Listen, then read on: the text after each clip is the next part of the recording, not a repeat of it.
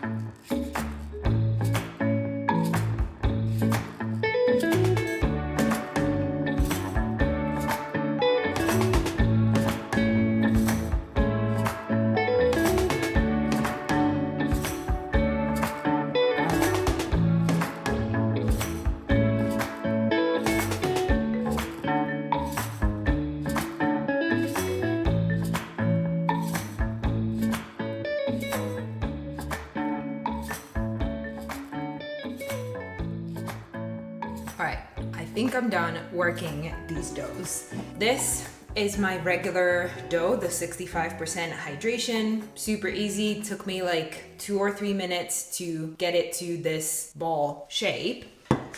This is the sloppy, sticky mess that I was expecting. I can't even show you properly because the dough is running all over this bowl. I was working on this for like 10 minutes, worked up quite a sweat. You saw how sticky it was. There is no way I could touch this with my hands and like keep them clean like I did with the other dough. I hope that the 10 minutes I gave this are enough, at least for the beginning. I can already tell you there is just no way that I would make this kind of dough, this kind of bread on a regular basis. There's just no way that I'm spending this much time and effort on mixing the dough. But anyways, what I'm going to do now is cover these bowls and let them sit on the counter to ferment. I will keep an eye on them to see how that's going. I imagine my regular dough, I'm not going to do any kind of stretch and folds, nothing to it. I know it only needs a couple of hours and then I'm good to go to the next step to shaping it. This dough, however, this sticky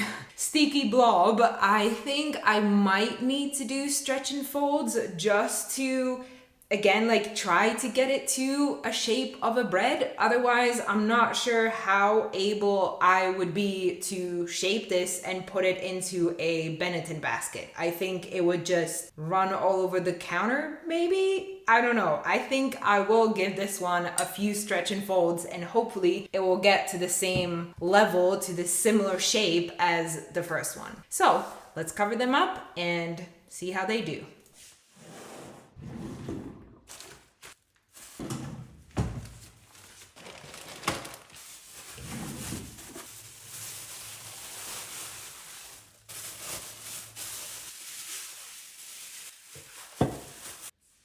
It is the next day now. I already have both of the breads baked right here, but before I show you the reveal of them, let me rewind and kind of walk you through what happened yesterday. So I ended up doing about 7 hours of fermentation on the counter with both of the doughs. During those 7 hours, I did absolutely nothing to my regular low hydration dough. The high hydration, like I mentioned, I was doing some, stretch and folds, if you can even call it that. In the beginning, I just took my silicone scraper and what I was doing was like just scraping it off of the sides of the bowl just to like stretch it a little bit, but of course there wasn't any like proper stretch and folding done. I did those maybe like 5 times during those 7 hours of fermentation. I did maybe 5 of these stretch and folds. So in the beginning, just with the silicone scraper, but then maybe like the third or like the fourth one or something, when I could see that the dough was getting a little bit more of a shape to it, I did it with the scraper, and then I went in with my hands, which I just made sure that they were wet, and then they came off clean. So I did those maybe 2 or 3 times as well towards the end. So every about hour and a little bit, I did a stretch and fold. And like I said, the dough was looking like it was getting a little bit of a shape, but still it would just flow, like kind of just sit in the bowl. Like you could see at the end of the 7 hours, the comparison between the two. So the low hydration one is the one that's in the wider bowl, and you could see, or at least it felt like to me, that there were fewer bubbles on top of it with the low hydration, but more bubbles that I could see through the sides and also the bottom of the bowl. Whereas the high hydration had lots and lots of bubbles on the top, but not as many on the sides and on the bottom. So then I went to the next step of shaping the doughs, because it felt like it was enough of fermentation done. Also, I had lots of other things I had to get done, so shaping it was. First, the low hydration dough, very standard, kind of no fuss, super easy to put on the counter, although I did struggle a bit because my toddler really wanted to be part of the process. So she started knocking over the tripod with the camera, and then she wanted to get her hands into the next one. And it was a bit stressful, let me tell you, but it was very easy to do the shaping with my regular dough. It just went into the Benetton basket. It was nicely tightened on the counter, and then came time for the high hydration dough. And what I was worried would happen definitely happened. As soon as I turned the bowl upside down and the dough went onto the counter, it just spilled all over. It didn't hold its shape whatsoever. It was extremely sticky. So even though it was not so much sticking to the bowl, it was definitely sticking to the counter. There was just no way that I could do any proper shaping of it. I tried my best. I got my hands very dirty from the dough, and somehow I managed to get it in some, at least, shape that was sort of resembling a bread shape, or at least it was in a round shape so that I could pick it up and just plop it into the basket, which I made sure to flour a lot to prevent any kind of sticking of the fabric to the dough. And in this form, I just covered both of the baskets with some plastic bags, and I put them into the fridge for another about 12 hours, I want to say. Like, I put them there in the evening, and then in the morning I was baking the breads. So when it came to the baking, I was using my Dutch oven. The oven was preheated to 250 degrees Celsius. I first baked my low hydration dough, which was, again, just very easy to get it out of the basket. It was very easy to score it as well with my simple cross score. It went into the oven, came out really nice, just as I'm used to. The high hydration dough, once again, as soon as I flipped the basket onto the parchment paper, it was difficult to get the fabric off, even though I made sure to flour it enough. I managed, but it was definitely more difficult than my regular dough. And then it just spilled all over that parchment paper. It was close to impossible to score it. It was just, the razor wasn't cutting through the dough because the dough was so runny. It didn't hold any kind of shape that the razor could cut through. It was just a mess. It was a mess. So even when I put it into the Dutch oven, I took a quick video of that as well, just how it was a blob in the Dutch oven. It wasn't a nice, bread shape. And so no surprise that it came out all weird and misshapen, nothing like my regular bread. And maybe this is a good time to show you the comparison right here. This is my regular low hydration, 65% hydration dough. This is the 80%. You can see that it's definitely more flat, and if I hold them up like this, you can see how this one is definitely smaller than this one. This one is just this is what happened to it. But as you can see, I haven't cut into them yet. That's what we are about to do, and let's do a taste test because it's still quite possible that this one is actually really nice. So let's see.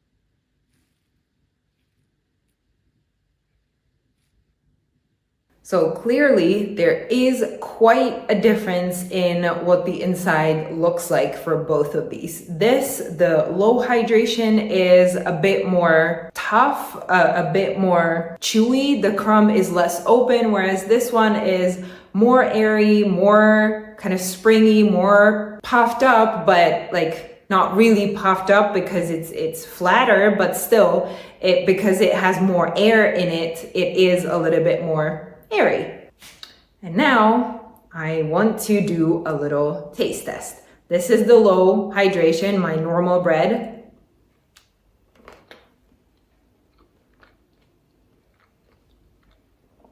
And it is pretty much what I'm used to. A little bit more chewy. This one, because I didn't add I guess that will be for both of them, because I didn't add the whole grain flour, the taste is a little bit more bland, a little bit more simple than what I'm used to because it's just the all-purpose flour. But other than that, like my normal standard bread that I really like.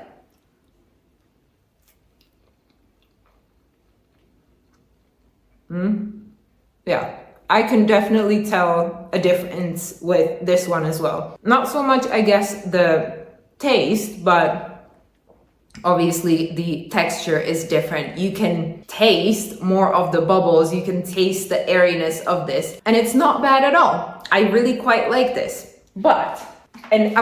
I'm not surprised. This is exactly the kind of result I was expecting going into this, that it's going to take a lot more effort to make the high hydration dough, but that it will actually have a nicer texture. Now, some final remarks from me. Am I going to switch to high hydration doughs? No way.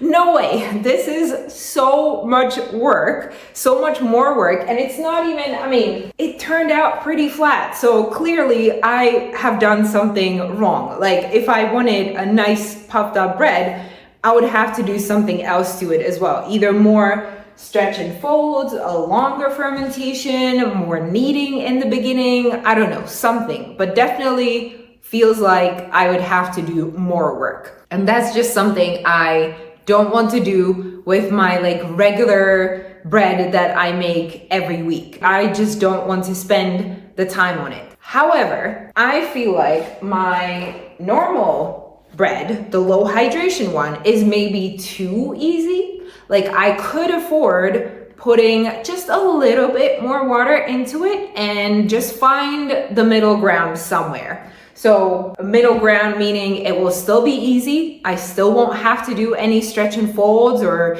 super, kneading or whatever, anything like that. But it is going to be a little bit less chewy and a little bit more airy. I would really like that. And so that is the conclusion of my high hydration dough experiment. I would, as always, highly suggest that you try this experiment yourself to see how much work it is for you, how much you like it, whether you see this much of a difference in your bread. Maybe yours is going to come out really nice and puffed up. Who knows? And that will be it for today's video. I'll see you in the next one. Bye.